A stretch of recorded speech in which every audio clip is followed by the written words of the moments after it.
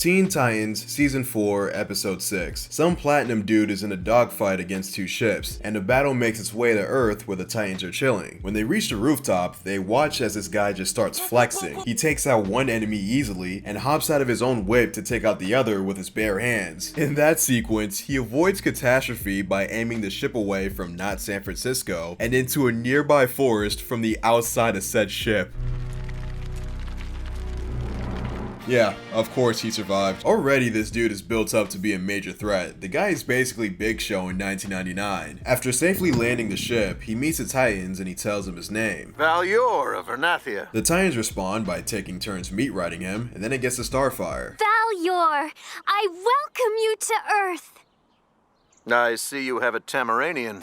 It was at this point where I immediately figured out the theme of this episode. Granted, I should have noticed it earlier, given that legit the first thing that Valyor said was, You dirty low-critical. That's gotta be racist. There's no way. That's right, baby, the gang gets racist. And oddly enough, even though I watch this show regularly on Cartoon Network, along with binging the series already around the 2010s, I have no memory of this episode before watching it recently. And I'm pretty sure I would have remembered it because after only one viewing, it's my favorite dumb Teen Titans episode. Now I know you guys also have your own nominations for the dumbest one in the series. Maybe it was that one time where Raven babysat 3 of the most annoying kids to ever be animated.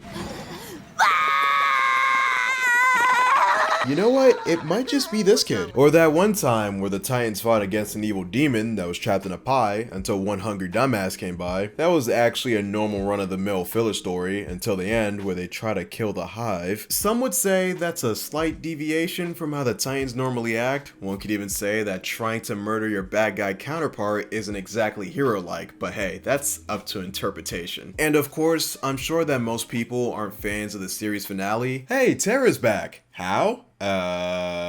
The funniest part about this episode is that the prior episode was a much better send-off for the show. Yeah, the ending arc where the Titans face off against the Doom Patrol's main ops, the Brotherhood of Evil, without the Doom Patrol, despite fighting them before with the help of the Doom Patrol. And the show doesn't really explain why they fucked off completely, I'm not gonna get into it, but at least it ended with every Titan posing before seemingly jumping a jobber. A way better ending to the series than forcing us to hang out with the most annoying member of the team and then watch him run out into the ether. I get that this is a major loose end in the show, but if this is how you're going to tie it, then you're better off leaving it untouched. Damn it, now I'm getting into the final episode. Things change as cheeks, but this Valyor episode should be up there with the rest, because not only does it miss the mark, it is in fact a social commentary episode that misses the mark tremendously. Social commentary episodes in kids shows aren't anything new. Guess how much I love to use and abuse the rule of threes, by the way.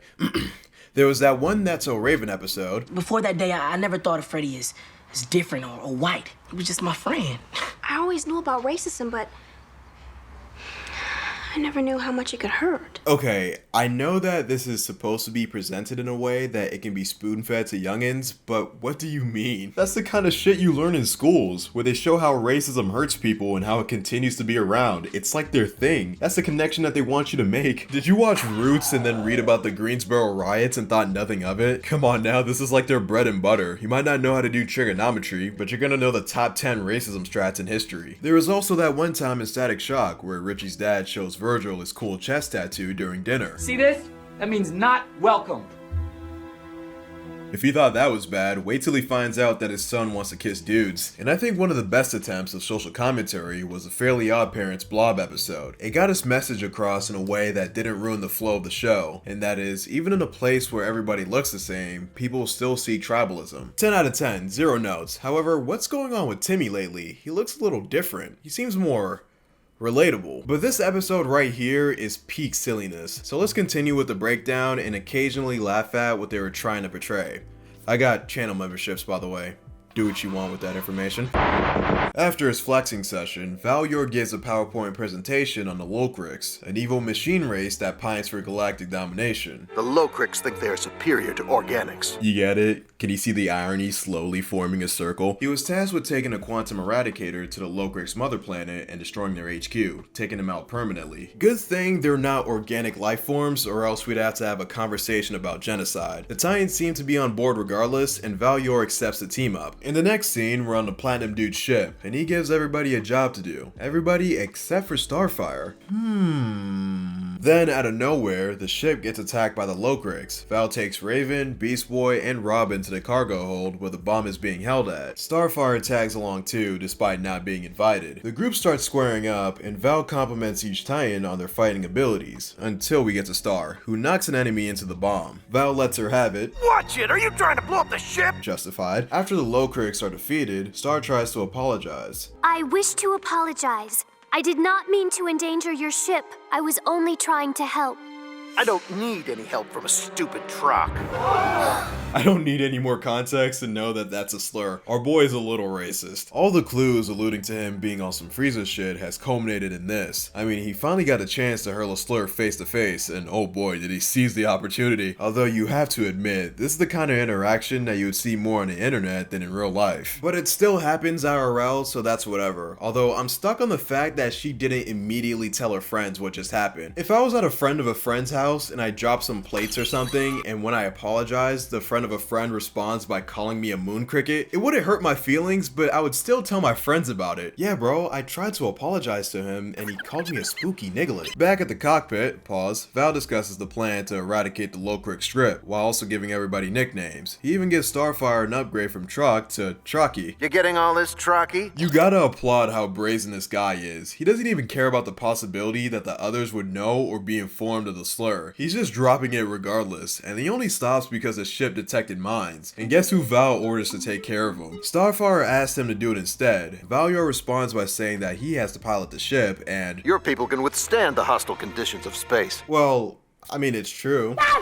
Before Star heads out, she talks to Cyborg, who's curious about the meaning of Trog. She says it means nothing and exits. While clearing out the mines, Starfire almost causes space Hiroshima, and Val gets on her neck about it. With good reason too, maybe without the slur, but she did almost kill the entire gang, again, and she even kicks one of the mines. Robin of course immediately tries to help his shorty, completely disregarding the logistics. Bro heard that the mine was going off in 20 seconds and thought, I can clear that. Thankfully, Valyor stops him. I mean, come on now, he's a racist, not an idiot. Starfire decides to push a bomb away from the ship as far as she can. The mine explodes and the show pretends that a main character is capable of dying in a filler episode. I guess Valyor didn't get the memo since we see him smirk at the phantom chance of that happening.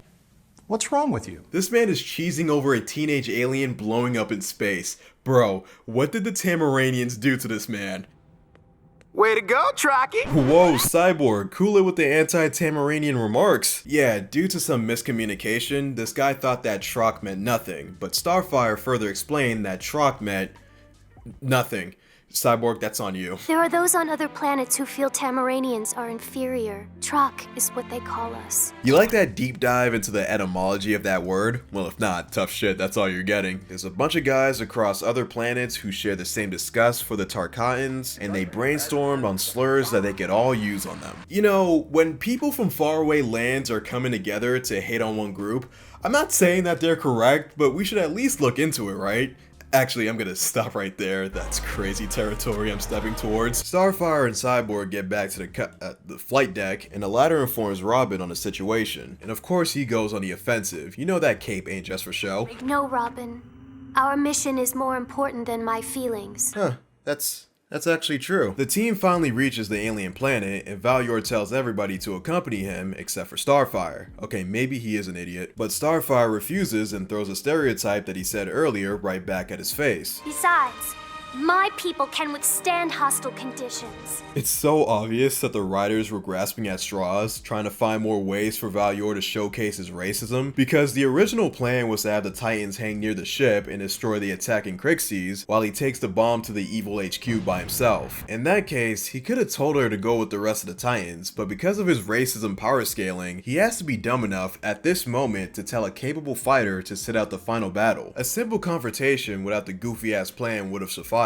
Am I supposed to use the "this is a kid's show" excuse to put up with such a flat character like this in the story? I mean, that hasn't stopped other products that are aimed towards a younger audience from being great, and more importantly, it didn't stop Teen Titans from being great either, at times. Also, not necessarily preparing the youth for plausible scenarios of bigotry, but let me not get too ahead of myself. It somehow gets sillier. So Raven, Beast Boy, Cyborg, and Robin are throwing hands with the Clankers while Valyor is carrying the bomb. Star aids him despite the barrage of slurs being hurled at at her. Once the duo get inside, Valior drops the bomb. May I please have the water? No, not that bomb. Into the HQ's orifice. Then he turns around and lifts her chin while suggesting that she should stick around while it detonates. This guy is a sicko. Then a force field pops up and injures Valior. Luckily, Starfire wasn't harmed, and she goes out of her way to save him. Now, you would think at this point, Valior will call a timeout on racism and ask for help. Well, if you believe that he would do that, then clearly you haven't been paying attention. You're not dealing with the average racist anymore. You're now dealing with a super racist. Nah, but deadass. Valior tells Starfire that there's nothing she could do, watches as she goat-sees through the force field and tells her to go away. Then, when he sees her hand getting closer to him, he tells her to keep her filthy truck hands off of him. This man would rather die than accept help from her. What did the Tamaranians do to this man? Most racists in real life would have cut the shit at least temporarily. This is Kurapika, OG Kratos, and Guts levels of hatred. Unsurprisingly, Starfire ignores Valior and saves him from the explosion. They did it. No, she did it. Okay, wait, give the racist his credit. He was the person who shut the Crixies off. And come to think of it, based on the opening scene, he could have soloed this mission if he really wanted to. And if he had done that instead, not only is the galaxy safe from the robots, but there is a chance that he could have died in the explosion. In the final scene of the episode, we see the group at the top of the Big T. Valior thanks the Teen Titans for their help, but they get on his ass for not acknowledging Star specifically. So Val attempts to lock in. I mean, he couldn't even last 5 seconds without almost calling her a slur, but at least he tried. You must be one of the good ones. No. The fact that I rescued you does not make me any better than other Tamaranians. Well, it makes you better than Blackfire. Wait, maybe she's the reason behind his hatred of Tamaranians. It all makes sense now. Valior has Blackfire fatigue. Regardless, the Titans aren't having it, with Robin telling him to bounce, and Valior's parting words are, "Fuck you guys, you're all truck."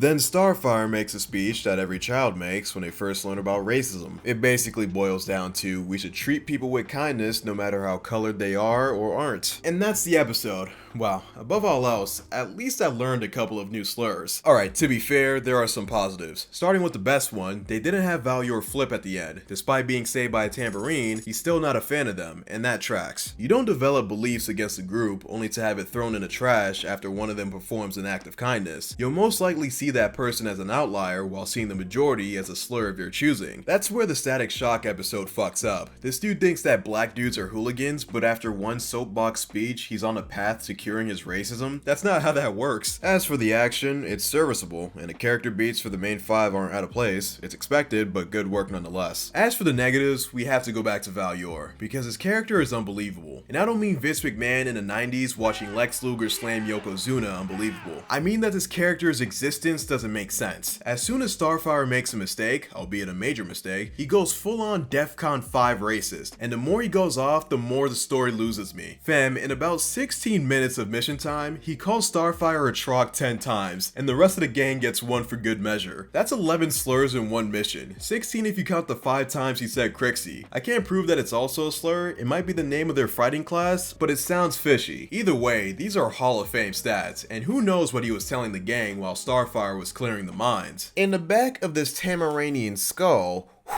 there are 3 distinct dimples that signify brutality. The key word here is believability. You're going to need that if you're depicting a story like this. And yet, here comes Valior, ready to fling that shit out the window. Most of the slurs he threw at Star were done in front of the rest of the team. And again, he's saved by the fact that they are unaware of what troc means. The guy is also well aware of how powerful the Tammies are, but he flip-flops on utilizing Starfire. And finally, when he's incapacitated from the force field, he outright refuses to be helped by her. It comes to a point where the viewer has to ask, what did the Tamaranians do to this man? I can imagine one reason why they didn't explain the origin of his hatred, well besides the episode time constraints, it's probably because they didn't want to look as if they're justifying his beliefs. And that's understandable at first glance. However, when you remember that one mistake turned this platinum dude into the second Hokage, that possible explanation crumbles apart. At least in Static Shock's episode, they were able to establish the reasoning behind Sean's hatred. Granted, black people exist in real life, so the show doesn't have to do much heavy lifting, but at least he's there there explaining why he doesn't fuck with them. And with the why I hate them part missing in Teen Titans, the episode doesn't bring up a crucial part of addressing prejudice. It only goes as far as there are people across planets who think we are inferior, and that's it. It's strange because from their point of view, I would imagine that finding the origin of discrimination is almost as important as stopping it. I'm not expecting Val Yor to pull out the intergalactic crime statistics and tap his finger on the Tamaranian section, but if you're gonna be this much of a generational racist,